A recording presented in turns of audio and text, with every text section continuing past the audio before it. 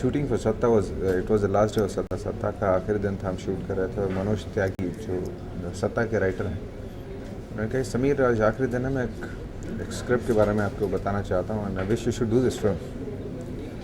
Okay, क्या है, क्या कहानी है, इंडियन एयरफोर्स. मतलब okay, I am doing it. So it was that clear.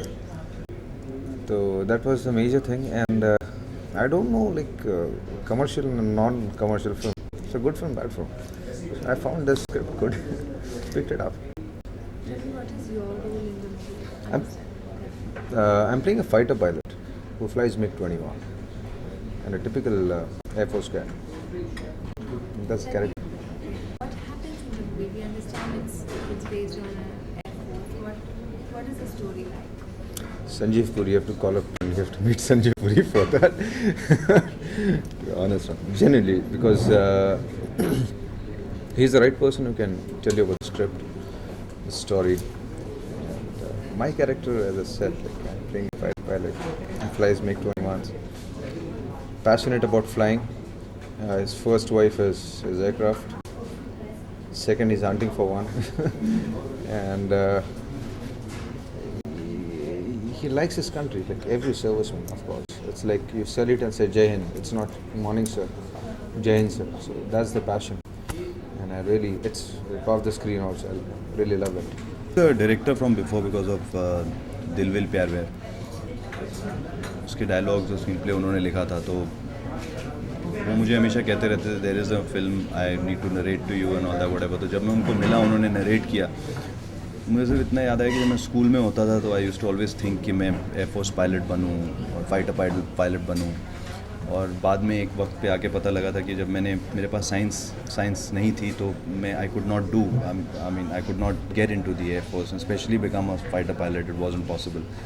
मैंने कहा चलो और कुछ नहीं तो one can live up to your dream in one of the movies only. And it was nice and exciting the way he narrated and everything like that. I saw no reason why I should do it. On the contrary, मेरे दिमाग में इनमें से कोई भी बात नहीं घूमी. पहली चीज़, मेरा ये मानना है कि एयरफोर्स एक बहुत कमर्शियल सब्जेक्ट है आज तक. एक और ये एक छोटा सा इंटरेस्टिंग फैक्ट है, हिंदुस्तानी सिनेमा में आपका हीरो अगर एयरफोर्स पायलट रहा है तो फिल्म हमेशा हिट हुई. मैं नहीं जानता कि 27 को हमें ट्रेडिशन तोड़ने वाले हैं या ऐसे कंटिन्यू करने वाले हैं, लेकिन ये एक फैक्ट है. एयरफोर्स में फ़िल्म बनाना डिफ़िकल्ट ज़रूर है, क्योंकि आर्मी में तो आपने कपड़े मंगाए, नकली बंदूकें मंगाई, फिल्म सिटी के जंगलों में शूटिंग शुरू की, you can do what you want. Air force के लिए आपको बेस पर जाना पड़ेगा, जहाज़ों के पास जाना पड़ेगा, उसके लिए परमिशंस, तैयारी, रिसर्च. तो मैं उसके लिए तैयार था. मैं चाहता था एयरफोर्स पर फिल्म बनाना. 1-1.5 साल रिसर्च की गई. हम लोग जगह जगह कई बेसिस पे, यलहंका, एयरफोर्स एकेडमी, पूना, कई जगह में गया. लोगों से बात की, सीनियर ऑफिसर से बात की, इंटरव्यूज़ ली, उनके रेमिनिसेंसेस, उनके पुराने इंसिडेंट्स, एनेक्डोट्स, ये सब इकट्ठे किए, जमा किए, और फिर धीरे धीरे स्क्रीन प्ले बनाना शुरू किया. तो मुझे ये मालूम था कि हमें रीज़नेबली इंटरेस्टिंग, एंटरटेनिंग और कमर्शियल फिल्म एयरफोर्स पर बना सकते हैं, और मैं कश्मीर में शूटिंग करना चाहता था. ये मेरे दिमाग में तय था कि मैं जब भी अपनी ज़िंदगी में अपनी पहली फ़िल्म बनाऊंगा तो कश्मीर में बनाऊंगा, क्योंकि मुझे बहुत कोफ्त होती थी ये देख के कि 15 साल 17 साल से हमारी इंडस्ट्री में से कोई सही मायने में कश्मीर शूटिंग करने गया ही नहीं. तो ईश्वर की कृपा है कि मैं कश्मीर में एयरफोर्स की फ़िल्म बना सका, तो मेरे दोनों मकसद पूरे हुए. Firstly, it's about it's anything about your country. You always want to be a part of it, if not the whole thing. Secondly, the movie was being shot in Kashmir, and I'm totally thankful to Agnipang team to take me to Kashmir, because it's one of the most beautiful places I have ever visited in the entire world. And the movie has been done with a lot of sincerity. काफ़ी sincerity से बनाई गई है, क्योंकि कश्मीर में जाके shoot करना है. And in spite of being about Air Force pilots, I have my own characterization in terms of my performance and my sincerity towards my work. What is your character? Yeah, I am playing an ex-pilot's daughter who hates pilots, but she falls in love with the pilot as Jimmy.